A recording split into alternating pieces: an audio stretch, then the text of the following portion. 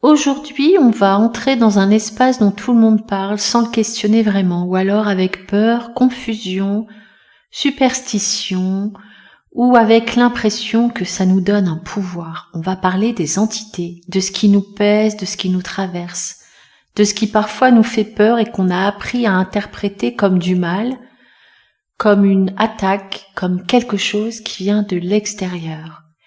Et puis je vais te parler de maladies, de mal-être, de ces zones en nous qui se referment, qui se coupent, qui se fragmentent. Allez, on y va. Bonjour et bienvenue sur Oser l'âme, le podcast qui te connecte à ton être profond. J'espère par nos partages te réveiller, te révéler pour oser être et oser la vie. Mon nom est Betty Tutrice, je suis passionnée par le prendre soin, la thérapie, la spiritualité. J'enseigne la médiumnité spirituelle, la psycho-énergétique intuitive, la psychogénéalogie évolutive et plein d'autres choses à l'IFPIA. Je suis également autrice du livre La médiumnité spirituelle. J'espère dans cet épisode te donner des clés qui te permettront d'ouvrir ton cœur pour laisser chanter ton âme. Chaque épisode est une invitation à l'introspection pour exprimer plus librement toutes les parts de ton être. Quand on prononce le mot entité, je trouve qu'il y a beaucoup de fascination et beaucoup de crispation aussi. Alors avec ce mot entité, on pense à des esprits hostiles, à du paranormal, à des forces obscures. Dans le chamanisme traditionnel, une entité, ce n'est pas un démon, ce n'est pas un monstre. C'est une présence du monde invisible, une forme d'intelligence, de mémoire ou d'énergie vivante qui peut apparaître sous forme d'image, d'animal, de personnage, de sensation. C'est un visage du vivant et dans la psychologie jungienne, on retrouve exactement la même idée. La psyché n'est pas un désert, elle est peuplée de symboles, d'images autonomes, d'énergies qui ont leur propre langage. Jung appelle ça des archétypes, des forces qui habitent l'inconscient collectif, des présences qui se manifestent quand on rêve, quand on souffre, quand on traverse un changement important. Chamanisme et psychologie jungienne disent la même chose, même dans deux langues différentes.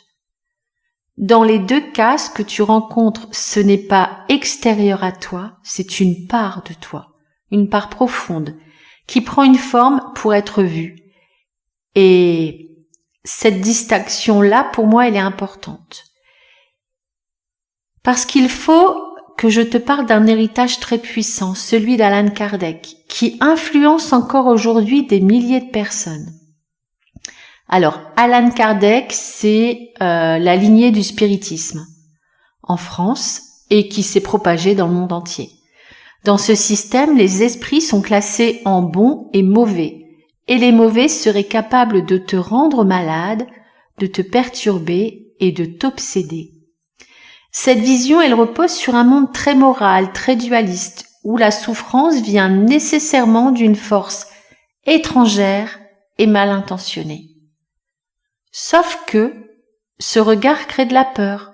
Il te prive de ton pouvoir, il t'empêche d'écouter ce qui passe en toi. Là où Kardec voit une attaque, le chaman voit une part blessée de toi. Là où Allan Kardec parle de mauvais esprits, Jung et le chamanisme parlent d'un symbolisme puissant qui tente d'émerger et de te guérir. Quand tu crois que ton mal-être vient de l'extérieur, tu deviens impuissant, tu te sens vulnérable et tu t'épuises à vouloir repousser ce qui en réalité cherche juste à être reconnu. Et souvent d'ailleurs, tu vas donner ton pouvoir à des thérapeutes, des professionnels qui se disent nettoyeurs d'entités. Si tu te dis que cette énergie peut venir de toi, alors tu changes de perspective et tu reprends ton pouvoir. Parce que cela signifie que cette présence est une image de ton inconscient. Alors là, ta puissance revient et tu peux profondément changer les choses.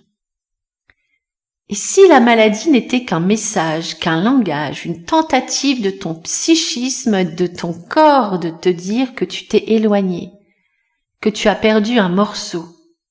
Dans la vision chamanique, on parle de perte d'âme. Ce n'est pas ésotérique, c'est très concret. Un traumatisme, une rupture, une humiliation, un choc peut faire qu'une part de toi se dissocie, se met en retrait pour survivre. Et cette part, elle essaie parfois de revenir, mais elle n'a pas les mots, alors elle se manifeste par des douleurs, des tensions, des fatigues, des rêves étranges, des peurs qui remontent, des angoisses, des émotions, ou un profond sentiment de vide. Jung, lui, parlait d'un inconscient qui frappe à la porte, d'un symbole qui veut naître, d'une force qui veut remonter pour retrouver sa place dans la conscience. La maladie n'est pas une punition, c'est un appel. Et si tu apprends à écouter cet appel, à dialoguer avec lui, les choses commencent alors à se transformer.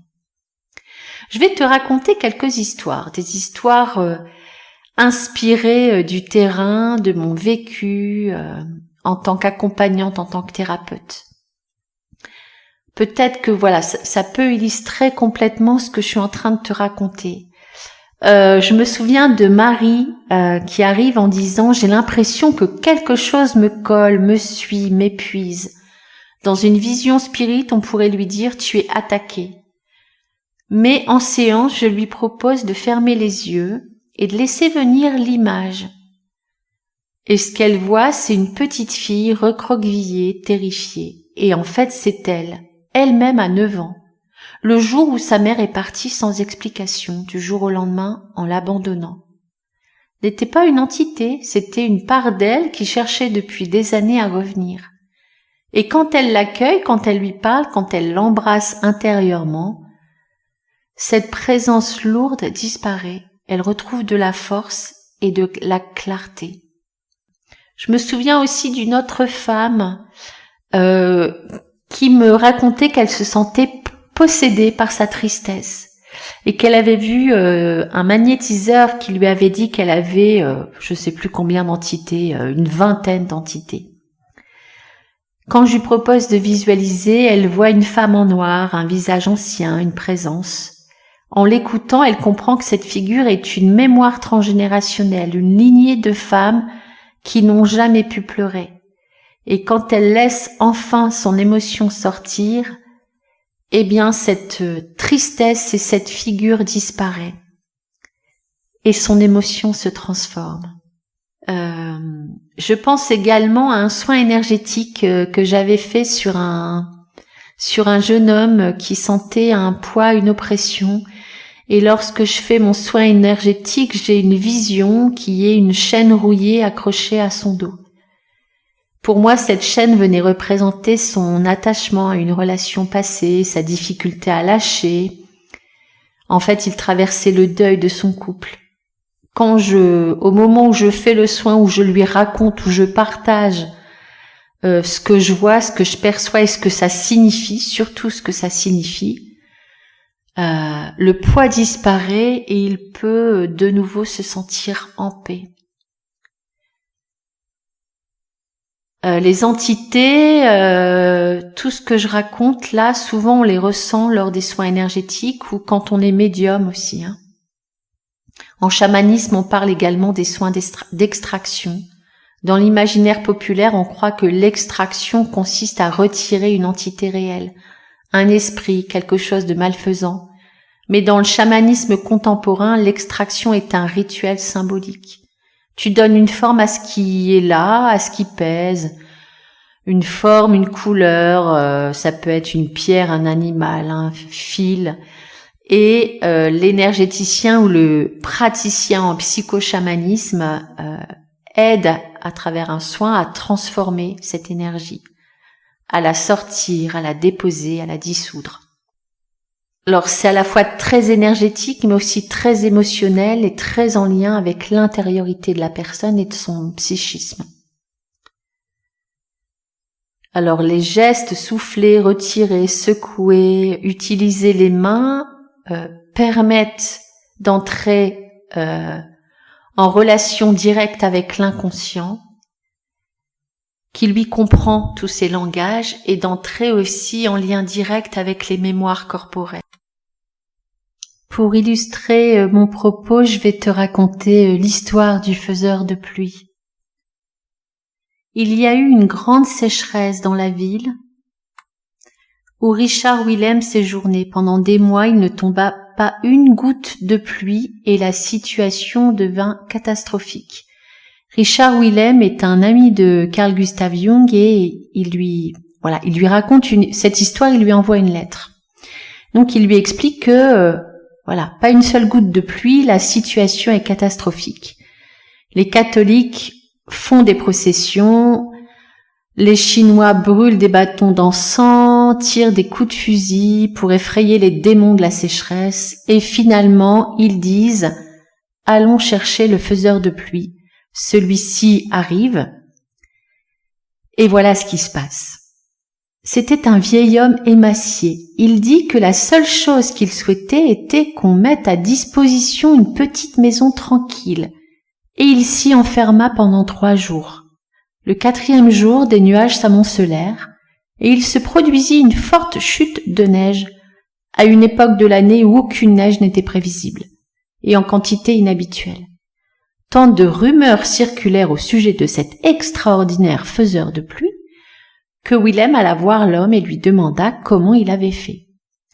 En vrai Européen, il dit « Il vous appelle le faiseur de pluie. Pouvez-vous me dire comment vous avez produit de la neige ?» Le petit Chinois répondit « Je n'ai pas fait la neige. Je n'en suis pas responsable. »« Mais qu'avez-vous fait durant les 3 jours ?»« Oh, cela je puis vous l'expliquer, c'est simple. Je viens d'un pays où les choses sont ce qu'elles doivent être. Ici, les choses ne sont pas dans l'ordre. Elles ne sont pas comme elles devraient être, d'après l'ordre céleste. Aussi, le pays tout entier est-il hors du Tao.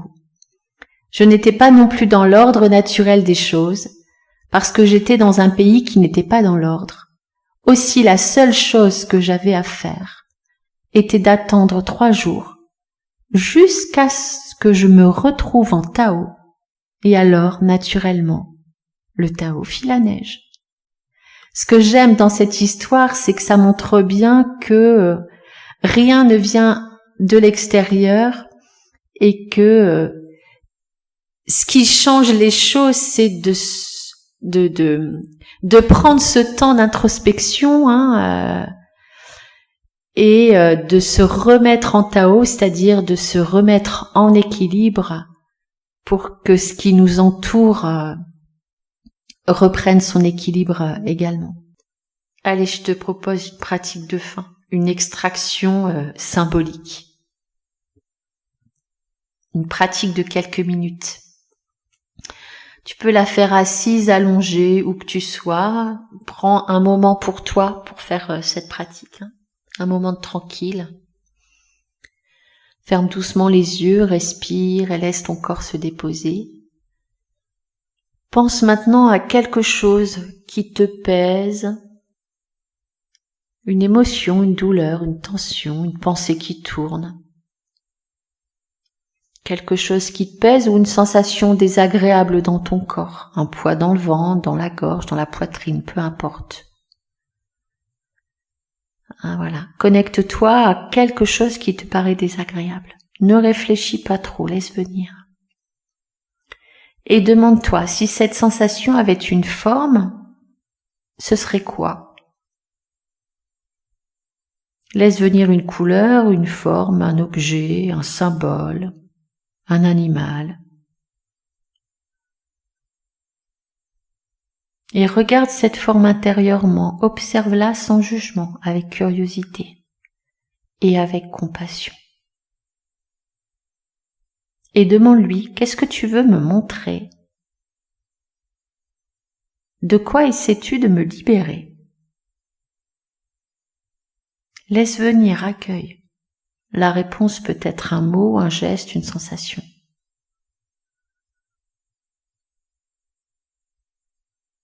Et maintenant, imagine que tu prends cette forme dans tes mains ou que tu la déposes devant toi. ou que tu la vois sortir un peu de ton corps, juste assez pour être vue. Puis avec une longue expiration, souffle doucement. Voilà, souffle là-dedans. Souffle sur cette forme, cet objet, cette énergie. Et laisse cette forme aller là où elle doit aller, ou là où elle a besoin d'aller. Voilà, observe cette énergie qui bouge, qui se transforme, qui s'allège peut-être. Et continue à accueillir et à respirer là dans ces sensations, juste là présentes et disponibles. Puis doucement, reviens à ton souffle, à ton corps, à la pièce autour de toi et ouvre les yeux.